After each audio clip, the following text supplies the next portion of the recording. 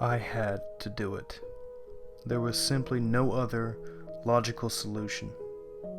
Granted, the whole situation was entirely my fault and could have been avoided, but what's done is done. Sure, I feel somewhat bad for the guy, but it was my duty in order to keep the peace. This all started the day I made a grave and unforgivable mistake. At least, it is where I come from. The whole point of my existence is to not exist.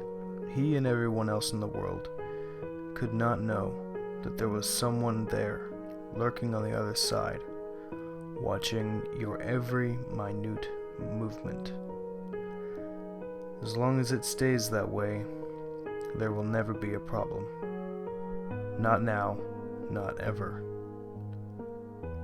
I had heard of such slopes before. Each ended somewhat similarly to mine. I just never thought that I would be the one to mess up. The day started as normally as it could have, I suppose. He woke up, hobbled into the bathroom, hair a mess.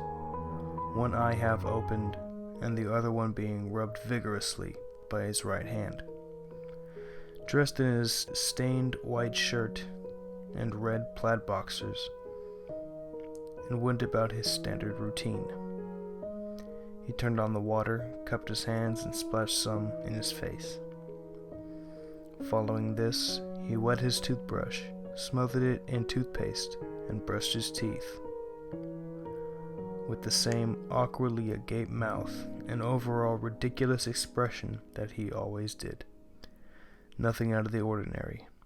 Everything went according to plan, and he left the bathroom. From there, he went into his room, got ready for school, and then headed downstairs to eat breakfast, which was always a waffle. No syrup, no butter, just a plain, heated up waffle. When he was done, he made his way to the bus stop, which was only a small distance from his house. The only difference today was that it had rained the night before, so there was a puddle near the bus stop. He stopped and checked his hair in the murky reflection, so it wasn't anything complicated. The bus ride was normal, his first few classes were normal, and his trips to the bathroom were well anticipated since I, as always, had monitored his every step. Normal.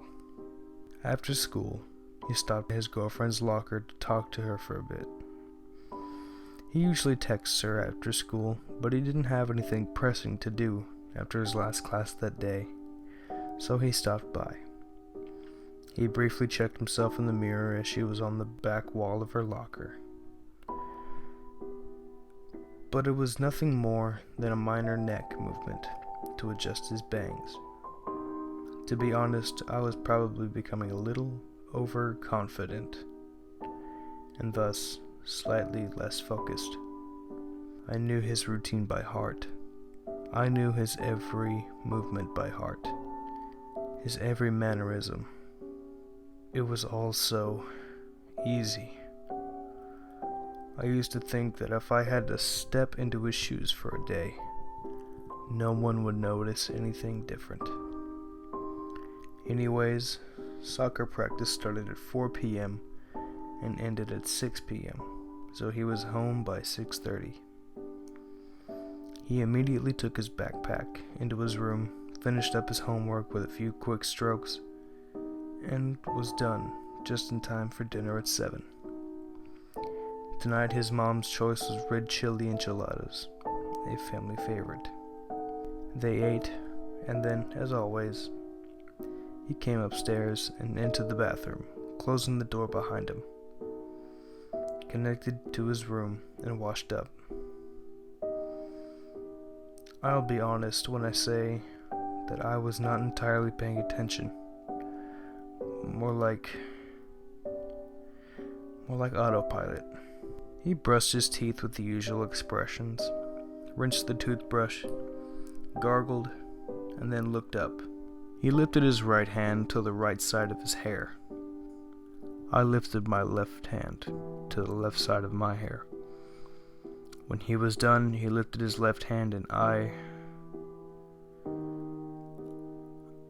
lifted my left hand. Immediately, I lost my cool, and I think my perfect replica of his facial expression changed slightly, because he noticed it right away. His face flushed pale white, and he stumbled backwards, groping behind him until he made contact with the wall. "What? He mumbled incoherently under his breath. Panicked, I leapt from the mirror, separating our two existences, and flew into him, his body rubbing up tightly against the wall. My hands now tightly wrapped around his neck. I proceeded to choke the life out of his shocked, pale white face. He struggled some, but eventually his bloodshot eyes stared off into eternity, and his body slumped down to the floor, sweat beading down his face. "Fuck, damn it," I said to myself as I stood over his dead body. My hands tensed at my side as I tried to figure out what to do next. I would need to return to my realm and explain things, and then they would decide what to do with me. Ultimately, I decided to leave his body there on the cold, hard bathroom floor.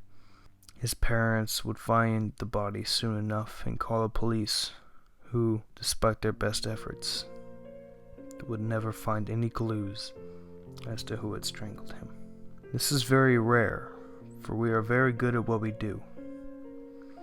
Should this ever happen to you, it is in your best interest to act like you didn't notice the mistake. But should this ever happen to you, it will most likely be the very last thing you see.